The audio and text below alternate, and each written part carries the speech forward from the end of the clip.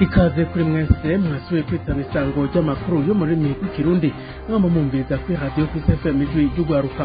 Amakuru mushobora kumva kuva ku munsi wa mbere gushika ku munsi wa gatanu muri Kirundi mukayumva ikibiriraho amasaha 28 kuri 28 turi kwigenekerezo rya 24 ndamukiza umwaka wa 2024 gizingingo nkuru z'amakuru tubateguriye uyu munsi.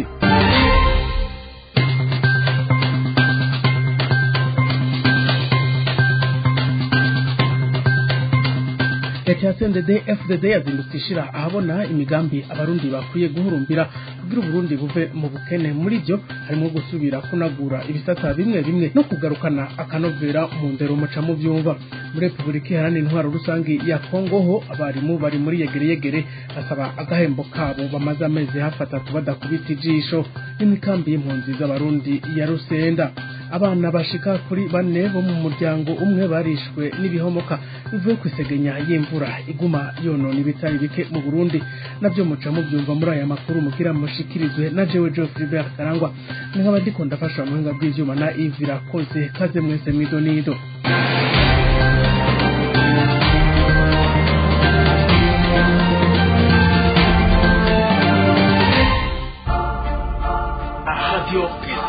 kubera ko mu ijambo ry'Imana hari ahantu handitse ngo nta kuganza kutava ku Mana. Burya butegetsi bwa CNDD-FDD Imana irabuzi uko yabitemera ko baba bari ku butegetsi bari kuba bahari. Reka ntitware no atanga mu confond par chose ntimucanga ibintu ditwanka kwizera ijambo ry'Imana. Ijambo ry'Imana nirivugwe na Satani cyangwa rivugwe n'umuntu rizoguma ari ijambo ry'Imana. Naho rero tugira tuti ivyo bafashe byo gusenga barazi ko bariko barahenda Imana, barazi ko bariko barayibesha. Imana ntibeshwa, woroha gufata abantu ugahita abashikirangazi bose ukabatwara ukabamara indwi yose cyangwa imifita cyangwa umunsi umwe. Nta bintu bafite bakora vyotuma batunganya igihugu kikava mu kene. Ndogenda bivuze ko ingoma ya CNDD-FDD igiye gukongomboka mu Burundi, ntizongera kubaho. CNDD-FDD umugabo utazokongera kwitwa umugambwe mu Burundi, ku buryo bazohora bavuga ngo harabaye CNDD-FDD yakozeho na bwo. Radio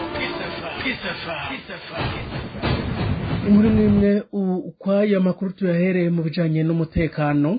Ikiziga c'umugabo caratowe kuri uyu wa kabiri mu gitondo ku mutumba Korane muri komine Giheta intara ya Gitega.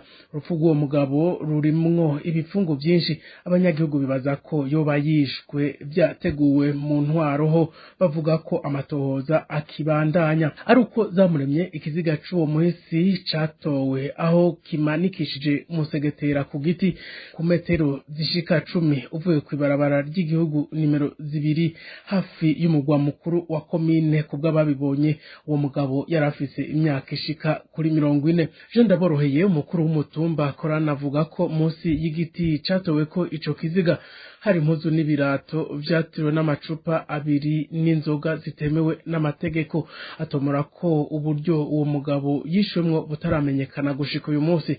Nkuko bivugwa n'ujejwe intwaro yarashitse ahatowe ico kiziga, amenyesha ko amatohoza yatanguye kugira ngo bamenye neza icoba camwishe. Abanyagihugu bavuga ko ubwoba ari bwinshi kandi ivyo biva ku bwicanyi bwoba bwateguwe. Babona ko uwo mugabo yoba yiciwe ahandi, ikiziga ciwe kikaza gutabwa no kumanika muri ico kibanza kugira ngo berekane kumengo yoba yiyahuye. N'ikiziga kigira gatatu gitowe mu ntara ya Gitega mu kiringo c'imisi 15 gusa. Muri ico gisata nyene inzu yarasidutse mu ijoro ryo kuri w'Imana rishira uwa mbere muri zone Ntamba bivuye ku mvura. Abana 4 bo muryango umwe barapfuye ni muri komine Musigati mu ntara ya Bubanza. Abandi bana 3 n'umuvyeyi wabo barakomeretse nkuko bivugwa n'amasoko mu ntwaro. Mwijoro hagwa iryo bara nyene rugo Daniel Mubira siho yarari. Abahuye n'ivyo vyago bari bagize nako umuryango w'abantu 6. Uwo muryango wagize ivyago uba mu gace ka Ruyego. mu bakozwe ko n'ivyo vyago harimwo umwana w'imyaka 2. Ababanyi bemeza ko babanje gusitura kugira ngo bakure ibiziga mu bihomoka. Abacitse ku icumu na se wabo barasaba imfashanyo, ntaco basigaranye, nta na kimwe basigaje, nta na kimwe bakijije mu vyo mu nzu nk'uko ababanyi bavyigana. Ibiziga vy'abapfuye vyahambwe kuri uwa mbere. Intwaro niyo yafashije umuryango amaziko, isaba ababanyi guterera mu gusanura iyo nzu. Mu bijanye n'ubutungane muri sentare nkuru y'igihugu ya Kirundo, abagabo 3 baraye baciriwe gufunga ubuzima bwabo bwose ni nyuma yo kwagirwa n'icaha cyo kwica umunyagihugu bunyamaswa bamusanze mu nzu iwe kwigenekezo rya 15 ndamukiza uyu mwaka wa 2024. Inkuru iramvuye na Albert Maheke. Abagabo 3 baraye bagiriwe n'icaha cyo kwica nabo ku mutumba wa Gatare muri komine ya Busoni mu ntara ya Kirundo. Amasoko ya Radio Peace FM ijwi ryo gwaruka mu ntara ya Kirundo amenyesha ko uwo nyene kugandagurwa yari yarabikijwe na muramu we babana mu nzu amafaranga y'amarundi miliyoni zigera kuri 15, ariko hageze kuyamubaza aca aramwigarama avuga yuko hata amafaranga mufitiye.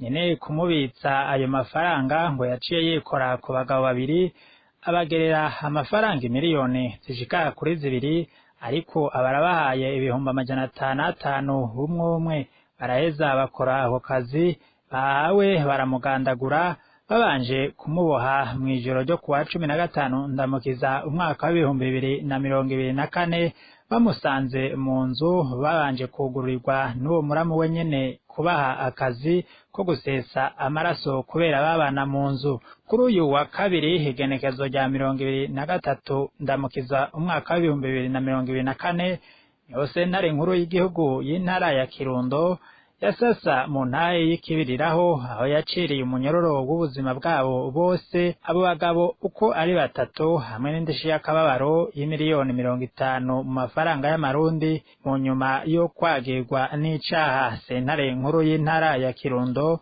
muri urwo rubanza nyene rw'ikibiriraho ikaba yarejeje kandi abagabo 2 inyuma yo kumviriza imburane zabo bikagaragara ko batagiye mu mugambi wo kugandagura uwo munyagihugu. Mu gihe ngo iyo ndishi y'akababaro itoboneka, sentare y'igihugu izogurisha ngo ivyabo vyose maka ayo mafaranga abonetse.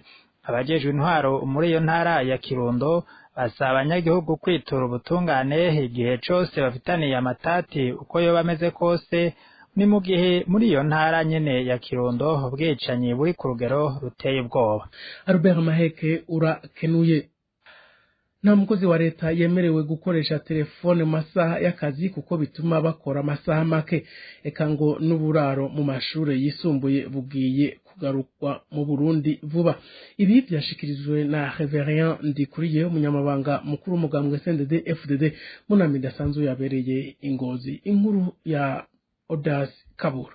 Muri ivyo vyashikirijwe n'umunyamabanga mukuru w'umugambwe CNDD-FDD Reverien Ndikuriyo harimo uburaro bugiye gusubizwa mu mashure. Ubwo buraro nubwo mu mashure yisumbuye bugiye gusubizwaho mu ntumbero yo gukomeza indero y'urwaruka, n'uburaro bwa kaminuza butunganywe ukundi gushasha. Byashikirijwe na Reverien Ndikuriyo umunyamabanga mukuru w'umugambwe CNDD-FDD mu kiganiro n'abamenyesha makuru kuri uyu wa 24 ndamukiza mu ntara ya Ngozi. Reverien Ndikuriyo yamenyesheje kandi ko kuva ubu atamukozi wa leta azosubira gukoresha telefone ari ku kazi kiretse y'akazi yonyene. Kugira ngo iyo ngingo ifatwe, Ndikuriyo yagiriza abo bakozi ko leta ibaha akazi ariko bamwe bagakora isaha imwe n'inusu mugabo bagasinya ko bakoze amasaha 8 yose ategekanijwe ku mukozi.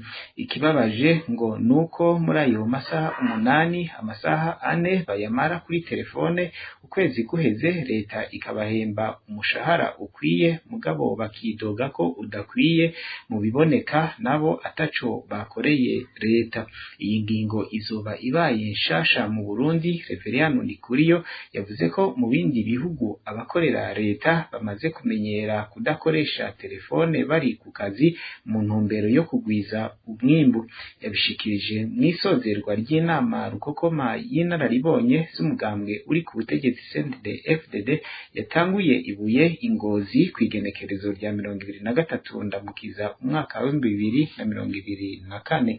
Inama yari ifise intumbero yo gushinga imigambi yo kwihutirwa gushirwa mu ngiro ngo imbona kazoza y'u Burundi izoshikweko ku gihe gito. Iyo nama ikaba yari yitabwe n'abaserukiye amakomine 42 intara zitanu n'inararibonye mu mugambwe CNDD-FDD. Odasikaburo ndagushimira ariko ndanakumenyesha ko mu kiganiro n'abamenyesha makuru Reverien Ndikuriyo avuga ko abashatse gutembagaza ubutegetsi mu mwaka wa 2015 batokwijajara ngo vyaraheze. Ndikuriyo akaba yahaye ikiganiro abamenyesha makuru mu ntumbero yo kubashikiriza ivyafunditswe mu nama ya komite nkuru y'uwo mugambwe arongoye yari imaze iminsi 2 ibera muri komine Mwumba mu ntara ya Ngozi. Reverien amenyesha ko abagombye gutembagaza ubutegetsi mu mwaka wa 2015 kuri Petero Nkurunziza batokwibaza ko vyaheze. Avuga ko bijya bidahera kuko abagombye kubikora bagombye gukora kuco umwe munyagihugu yagwaniye uburenganzira bwo kwitorera inzego zibikwiye, iyo nayo akayita ya demokrasi. Kubwuyu ashobora no kwitoza mu matora aza, ngo nico gituma bemeza ko uwo wese yagombye guhungabanya umutekano n'inzego mu 2015 aho azoba ari hose azoguma arondegwa kuko ngo yagombye kuja kubiri n'ishaka ry'abanyagihugu. Tukiri kuri iyo nkuru nyene, hagiye gutanguzwa inyigisho zo gukunda igihugu ku banyeshuri bahejeje amashure yisumbuye. Izo nyigisho ngo zizomara imyaka 2 mbere yo kuja muri kaminuza. Ni kimwe mu byashitsweko mu nama na komite nkuru y'umugambwe CNDD-FDD nkuko biri mu itangazo risomwa na Doriane Munezero avugira uwo mugambwe. Tumukurikira. Hafashwe ingingo y'ukomeza inyigisho zo gukunda no kuzirikana igihugu ku murundi wese. Hemejwe ko hagiye gutangura inyigisho zo gukunda no gukundisha igihugu mu kiringo kingana n'imyaka 2 kugwaruka rwose ruhejeje amashure yisumbuye imbere yuko rutangura inyigisho za kaminuza no kuja mu yindi mirimo. Ubutungane n'intwari bereye kugira ngo umwene gihugu wese atunge yongera atunganirwe mu vyiwe no mu biwe, akongera kandi akishira kizana mu gihugu camwibarutse. Dutegerezwa guharanira ubutungane butunganiriza bose mu ntumbero yo gukomeza umubano mwiza n'umutekano mwene gihugu kira noneho abarundi bose barangana imbere y'amategeko. Doriane Munezero amenyesha kandi ko umugambwe CNDD-FDD ugiye gutanguza isekeza ryiswe iryo gusirimuka rigamije ko umurundi wese ategerezwa gusukura ahaba naho akorera. N'ubunyene tumwumvirize. Umurundi wese ategerezwa gusukura no gushariza ahaba naho akorera. No muri iyo ntumbero nyene hagiye gutanguzwa isekeza twise iryo gusirimuka. Ingingo ya 3 hasabwa abarongoye isata by'ubuzi butandukanye ko abakozi bose botonda ku mirimo mu mwambaro ubaranga kandi ubereye nkuko biri mu bihugu biteye imbere. Hasabwe ko gukoresha imbwa bwa none mu isata byose by'ubuzima bw'igihugu byo bitegeko imigambi yatangujwe igasozerwa bidatevye. Munezero Doriane akaba avugira umugambwe uri ku butegetsi mu Burundi CNDD-FDD. Mu gisata c'amagara y'abantu naho ingurane y'imiliyoni 50 z'amadolari y'abanyamerika nigiye gutangwa n'ikigega c'iterambere FSD. Iyo mfashanyo igiye gutangwa kugira ngo ivuriro ryitiriwe umwami Karede ryo mu Kamenge risanugwe hongere hubakwe inyubako nshasha. Impande yaho ingurane y'imiliyoni 34 z'amadolari y'abanyamerika nayo ikaba igiye gutangwa ni banke y'Abarabu Badea no kugira ngo isahirize mwishigwa mu ngiro ry'uwo mugambi. Uwo mugambi ukaba wizwe wongera uremezwa n'inama nkenguza amateka kuri wa 2023 ndamukiza umwaka wa 2024 irongowe na Denise Ndadaye icegera c'umukuru w'inama nkenguza amateka. Uwo mugambi ukaba uzorangurwa mu kiringo c'imyaka 4. Mu gusozera ya makuru muri Republika Iharanira Intwaro Rusangi ya Kongo mu ikambi y'impunzi z'abarundi ya Rusenda harahezindwi abigisha bashika 100 b'amashuri mu ikambi bari muri yegereyegere mu ntara ya Kivu y'ubumanuko mu buseruko bwa Kongo. Abana barenga 5,000 b'impunzi nibakija ku ishure. HCR niragira ico ishikirije kuri iyo ngorane iva ku kutariha imishahara.